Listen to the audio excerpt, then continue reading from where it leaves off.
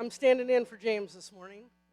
He's got the flu and thought that I could expand my little discussion that I was going to have with you about stewardship. So I thought long and hard, did quite a bit of reading yesterday, and studied up on the scriptures that we were using this morning. So I wanted to relate that letter that you might have received already, the stewardship letter that looks like this. I wanted to relate it to the scriptures today because I think it's really relevant for us to talk about how everyone shall give as they are able. And, provide all the blessings that we do from this church to the many. And so many give of themselves daily at this church for the benefit of others. You saw the ladies walking in here from the rummage sale. We have office volunteers on a daily basis. We have the mission, the provisions pantry that gives lunches and food to those that need it.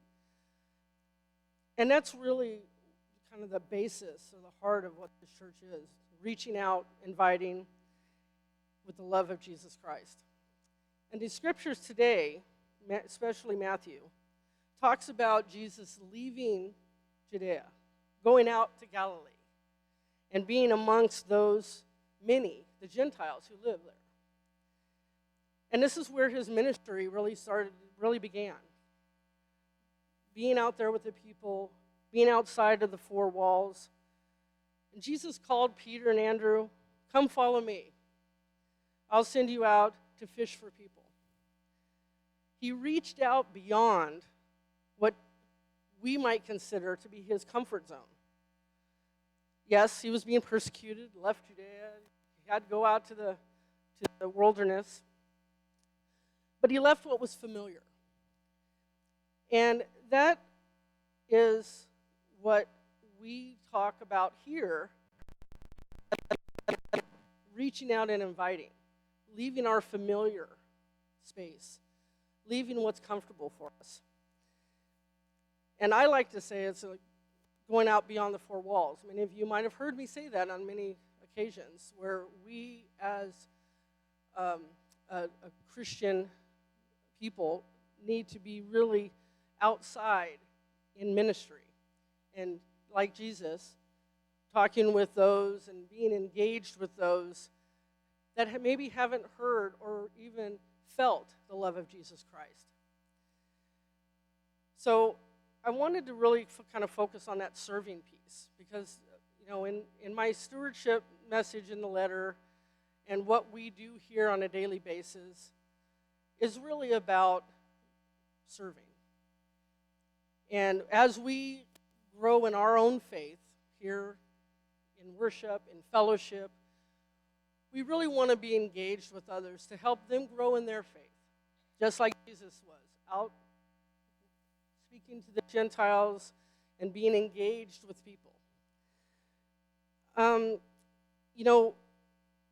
One of the kind of a profound moment in my faith life here at UMC was in 2007. Several of us from AUMC joined others from around CalPAC to leave our comfort zone, leave our space here, and get outside of our four walls and headed to Gulfport, Mississippi for a week-long mission to really go serve. We all went to help those affected by Katrina to rebuild homes and in some small way, rebuild lives. It was an amazing, and for me, life-altering experience. In no way did I ever truly realize, that the little I gave in the way of just framing a house for someone or speaking to those that wanted engagement with others because they felt that they may have been left behind in what assistance was available to people during Katrina. In some small way, I think that for me, it was life-altering. In no way did I ever realize that the little that I gave would come back to me tenfold. And I think it was really in the love and graciousness that they gave us, those that were there working on a daily basis to try to help rebuild their homes, their lives. But it was the love and graciousness that they gave for that 1 week that filled my heart with the love of Jesus Christ. Just as Jesus was out with the Gentiles, starting his ministry and asking them to come with him, they in Mississippi were connecting with us and in their way filling us with the love of Jesus Christ. And it just amazed all of us. I realized over the course of time since that period in 2007 that was the experience that was my calling. Many of us have callings in life. Maybe you've been called to be a fireman. Maybe you've been called to be a police officer, a social worker. Maybe you've been called to be a mother and a grandmother, and that's your calling. For me, that was my calling. And I think that in realizing that, in all the ways that I can, to provide blessings in whatever way I can, that's what it means to me. During the time when discussing stewardship, you always hear the messages about, give money, give your pledge. When you read our letter this time, it's talking about giving time, giving your talents. And yes, we talk about needing money. We want to continue to expand our ministry, our missions, and continue fellowship and this wonderful church plant.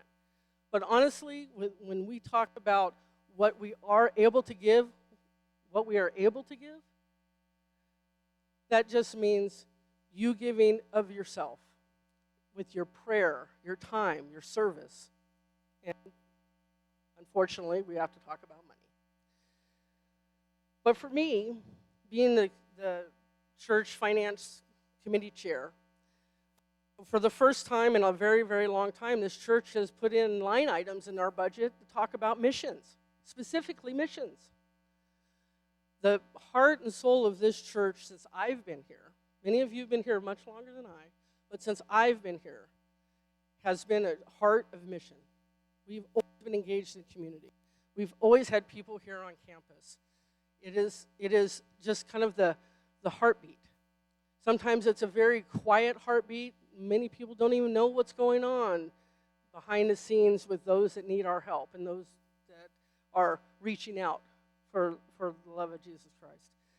So for me, as a finance committee chair, I wanted to make sure that we intentionally called that out and we own that, because that is such a beautiful piece of who we are. Growing my faith here in this community of this church has been a tremendous, I guess you could call it a tremendous opportunity to learn from many of you that it means to be a faithful Christian.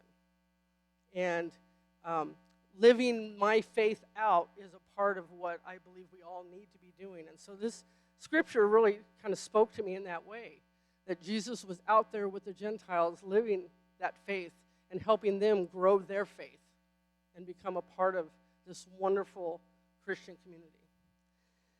So, I want us all to think about the ways that we may have given that were not tangible. You can't touch it. You can't count it. But in all the ways that we give on a daily basis, in our prayer, in our thoughts. I talk about those that go out and visit the homebound, maybe visiting someone in a hospital, or giving a moment of time just to listen to someone who needs to lift a burden off of them, and you accepting that burden and helping them carry it together.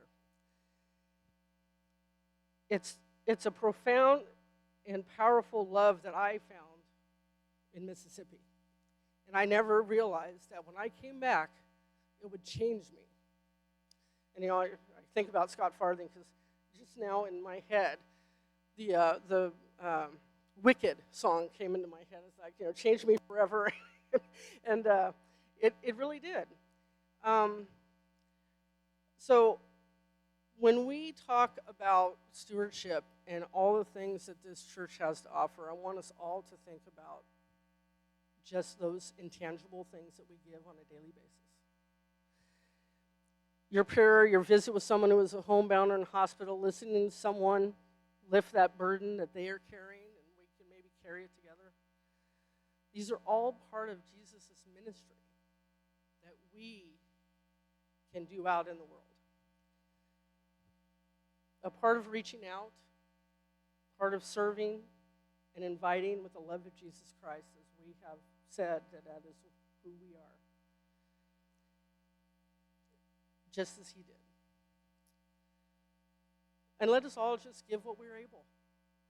I'm not going to come up to you and talk to you about raising your pledge, 2%, 3%, one more step.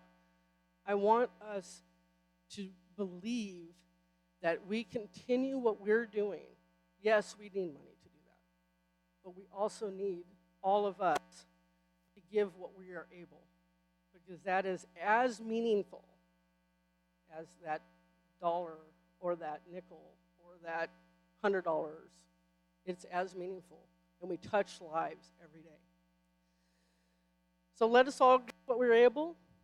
Continue to reach out. Serve as you are able in this world. And invite. Continue to invite those to hear Jesus' message. And so, let it be so.